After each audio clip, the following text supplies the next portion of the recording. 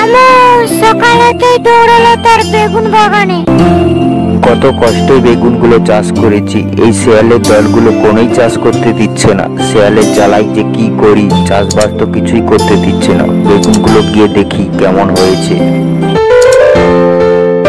আরে বাহ, বেগুন গাছগুলো তো এত সুন্দর হয়েছে, বেগুন কত সুন্দর হয়েছে, বেগুনগুলো তো বড় হয়েছে। শেয়াল তো খবর পায়নি, আমার বেগুনগুলো তো নিয়ে যায়নি। কিন্নিকে গিয়ে খবরটা দিয়ে আসি দৌড়ে গিয়ে। রামু দৌড়ে দৌড়ে গেল কিন্নিকে খাবার দিতে। বেগুনগুলো বেশ বড় হয়েছে, গিন্নিকে গিয়ে তাড়াতাড়ি বলি গিয়ে। রামু দৌড়াতে দৌড়াতে গেল সেই ঘরের ভিতরে। ও গিন্নি, কোথায় গেলে তুমি গো? মরণ দাসা, তুমি চিল্লাচ্ছ কেন শুনি? চিল্লে চিল্লে তো বাড়ি ঘোড়া মাথায় করে বললো। বলি কি হয়েছে শুনি? আরে গিন্নি, খুশির সংবাদ আছে। আমাদের বেগুন গাছগুলো না খুব বড় হয়েছে, আর গাছে না খুব বড় বড় বেগুন হয়েছে। শিয়ালের দলগুলো তো খবর পায়নি, বেগুনগুলো তো ভালো রেখেছে। তুমি চলো গিয়ে দেখে আসবে। চলো, না দেখলে বিশ্বাস করবে না গিন্নি, কত সুন্দর হয়েছে, কত বড় বেগুন হয়েছে। ওগো, তুমি সত্যি বলছো তো? আমাদের বেগুন গাছে বেগুন হয়েছে? শিয়ালের দলগুলো জানতে পারেনি না? শিয়ালের দল যদি জানতো আমাদের বেগুনগুলো রাখতো না, আর সব শেষ করে দিত। চলো গিয়ে দেখে আসি অন্তত। এদিকে এক পাহাড়ে শিয়ালিনী বাস করত। শিয়ালিনীর আবার দুটি ছেলে, একটি নাম জগাই, একটি নাম মাদাই। দুটির জন্য দুটি ঘর, শিয়ালিনীর জন্য একটি ঘর। বাচ্চাগুলো খেলতে ব্যস্ত। শিয়ালিনী এসে জিজ্ঞেস করলো, বাচ্চারা কি করছো তোমরা? খেলা করছো শুধু, পড়তে বসোনি? তোমাদেরকে পড়াশোনা করতে বলে গেছিলাম যে, একদম তো পড়তে বসোনি। তখন জগাই আর মাদাই শিয়ালিনীকে একসাথে বলতে লাগলো,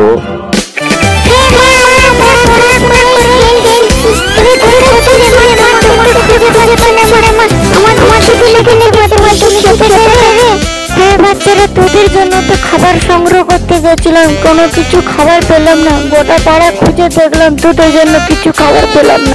একটা খাবারের সন্ধান আছে। এক বকা চাষি বেগুন চাষ করেছে, তার বেগুন গুলো বড় হয়েছে কিনা দেখে আসি। অনেকদিন থেকে তার বাগানে যাইনি, একবার ঘুরে দেখে আসি কেমন হয়েছে। তোরা থাক। এই বলে শিয়ালিনী গান গাইতে গাইতে নাচতে নাচতে চললো। আমি তো বেগুন ছাড়া খাবো না, বেগুনের স্বাদ তো তুমি বুঝবে না। বেগুন গাছগুলো তো বেশ বড় হয়েছে। চাষি তো বেগুন গাছগুলো বেশ বড় করেছে, বেগুনগুলোও বড় করেছে। বেগুনগুলো কত বড় হয়েছে দেখি কেমন হয়েছে। কত সুন্দর বেগুন হয়েছে, এত সুন্দর বেগুন হয়েছে আগে তো জানতাম না। ছেলেদেরকে গিয়ে খবর দিই তাহলে। এদিকে শিয়াল বাচ্চাদেরকে খবর দিতে গেল। এদিকে রামুর বউ প্রস্তুতি হলো বেগুন বাগান দেখতে যাবে বলে। রামু তার বউকে বগল তলায় মেরে নিয়ে চললো তার বেগুন বাগান দেখাতে। আরে গিন্নি, তাড়াতাড়ি চলো, বেগুন বিক্রি করে তুমি কি নেবে বলো গিন্নি? ওগো শুনছো, এবার বেগুন বিক্রি করে আমাকে মোবাইল কিনে দেবে বলে দিচ্ছি। আরে গিন্নি, দেবো দেবো। বেগুনগুলো দেখেছো কত বড় বেগুন হয়েছে? এই বেগুনগুলো তাড়াতাড়ি তুলে বাজারে বিক্রি করতে হবে, নাহলে শিয়ালের দলগুলো দেখলে সব শেষ করে দেবে, আমার সব সর্বনাশ করে দেবে গো গিন্নি।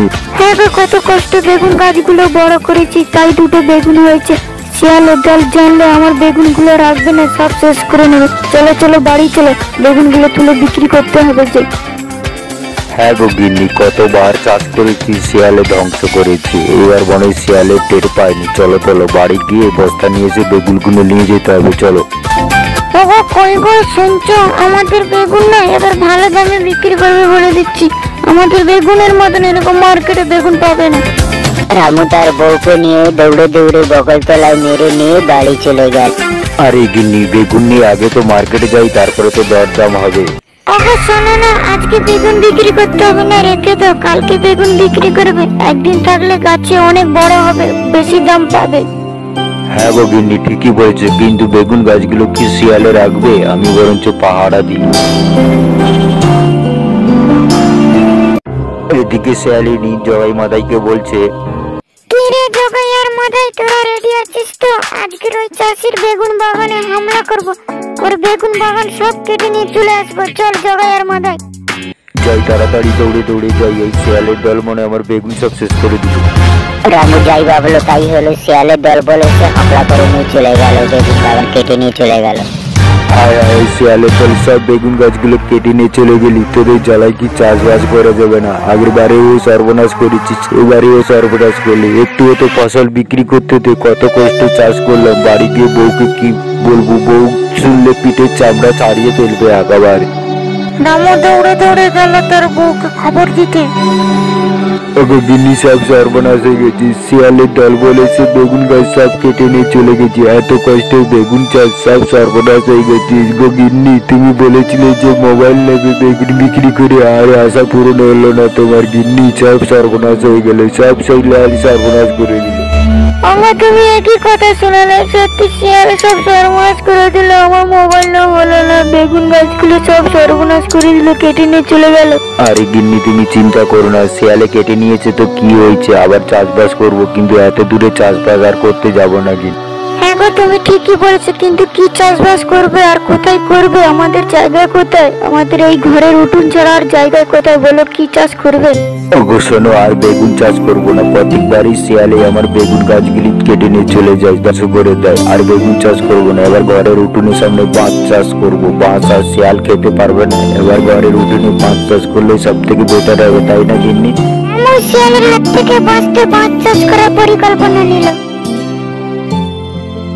রামু ইতিমধ্যে বাঁশ চাষ করে আরম্ভ করে দিল। রামু মনে মনে ভাবছে শিয়াল তো আর বাঁশ খেতে পারবে না, ভালোই জব্দ হয়েছে, বাঁশ চাষ করে লাভ হবে। রামুর বউ চুপি চুপি করে এসে রামুকে বলতে লাগলো, অগর শুনছে এবার চাষ করছে, এবার চাষে লোকসান হবে না তো? শিয়াল আর খাবে না তো? প্রত্যেক বাড়ি তো শিয়াল ধ্বংস করে নেয়, এবার শিয়াল আর ধ্বংস করবে না তো? আরে গিন্নি, তুমি চিন্তা করছো কেন? শিয়াল আর বাঁশ খেতে পারবে না। শিয়াল কি বাঁশ খেতে পারে নাকি? শিয়াল বাঁশ শক্ত দেখলে দৌড়ে পালাবে। চলো বাড়ি গিয়ে বলছি তোমাকে। গিন্নি, তুমি এত চিন্তা করো না, বাঁশ চাষে ভালো লাভ আছে, শিয়াল আর খেতে পারবে না। তুমি চিন্তা করো না, শুধু চিন্তা করো বৃষ্টি কবে আসবে। একটু বৃষ্টি এলে বাঁশ গাছগুলো ভালো ধরবে, ভালোই হবে। আর দেখবে তুমি কত সুন্দর বাঁশ গাছগুলো হয়। ওগো, তুমি ঠিকই বলেছো, শিয়াল আর ধ্বংস করতে পারবে না তো? শিয়ালের হাত থেকে বাঁচতে হলে বাঁশ চাষই করতে হবে। আর ভগবানের কাছে কামনা করি একটু যেন বৃষ্টি দেয়, বাঁশ গাছগুলো যেন ভালো হয় গো। এদিকে সে নাচতে নাচতে গাইতে গাইতে আসতে লাগলো। শিয়াল আস্তে আস্তে এসে বাঁশ গাছগুলো দেখে বলতে লাগলো, এই বোকা চাষি বাঁশ চাষ করেছে, বোকা চাষি কোথাকারে। বাঁশ চাষ শিয়ালিনী ভেবেছে খেতে পারবে না, দাঁড়া, বাঁশ চাষগুলো সব ধ্বংস করতে চলে যাবো। কি মনে করেছে বোকা চাষি? একটু বাঁশ গাছগুলো নরম আছে নাকি তুলে দেখি। উফ কি শক্ত, উফ কি শক্ত, তুলতে পারছি। উফ কি শক্ত, বা না, বাঁশ গাছগুলো তুলতে পারবো না মনে হচ্ছে, চলে যেতে হবে মনে হচ্ছে। ভেবেছিলাম বোকা বোকা চাষি শিয়ালে আছে, বাঁশ চাষ করেছে, বাঁশ গাছগুলো আর কিছু করা যাবে না। আকাশের ওয়েদার খারাপ, মনে হয় বৃষ্টি আসবে, চলে যাবে। বাড়িতে জগাই মাথায় আছে, ওরা কি করছে কি জানি, এদের তো খাবার নিয়ে যেতে পারবো না, প্রচুর বৃষ্টি এসেছে। বলতে বলতে আমি তো ভিজে যাচ্ছি, বৃষ্টিতে তো আমি ভিজে যাবো, চলে যাই। চাষি তুই বাঁশ নিয়ে থাক, আমি চলে যাচ্ছি। দেখেছো গিন্নি, বলতে না বলতে বৃষ্টি চলে এলো। গিন্নি, তুমি বাঁশ গাছগুলো দেখে আসবে, বৃষ্টি কমলে শিয়াল আর খেতে পারবে না। শিয়াল বাঁশ শক্ত থেকে দৌড়ে পালাবে, বৃষ্টি কমলে তুমি দেখে আসবে। গিন্নি, ঠিক আছে গিন্নি? এখন বৃষ্টি জল গেলে বাঁশ গাছগুলো ভালো হবে না, আর শিয়াল খেতে পারবে না, শিয়ালের জলগুলো আর ধ্বংস করতে পারবে না। যাক, বাঁশ চাষ করে লাভ হবে আমাদের, তাই না? বৃষ্টি কমলে দেখে আসবো বাঁশ গাছগুলো কেমন হয়েছে। বৃষ্টিতে বাঁশ গাছগুলো বড় হয়ে যাবে মনে হচ্ছে। দেখেছো গিন্নি, বলতে না বলতে বৃষ্টিটা কমে গেল। তুমি যাও বাঁশ গাছগুলো দেখে আসো, বাঁশ গাছগুলো কেমন হয়েছে, বৃষ্টিতে বড় হয়েছে কিনা দেখে আসো একটু গিয়ে। ওগো, দেখবে এসো আমাদের বাঁশ গাছগুলো কত বড় হয়েছে, বৃষ্টিতে কত সবুজ হয়ে গেছে, কত বড় হয়ে গেছে বৃষ্টিতে, দেখবে এসো গো। কই কই, দেখি দেখি, গিন্নি তো বড় হয়ে গেছে। দেখেছো গিন্নি, আমাদের বাঁশ গাছগুলো বৃষ্টিতে কত বড় গেছে, কত সবুজ হয়ে গেছে। গিন্নি, কত আনন্দ হচ্ছে গিন্নি, তাই না গিন্নি? বৃষ্টির জলে বাঁশ গাছ বড় হতে রামু আর রামুর বউ কি আনন্দ না হচ্ছে, আনন্দে মাথা হয়ে যাচ্ছে। রামু আর রামুর বউ দুটো চাষি।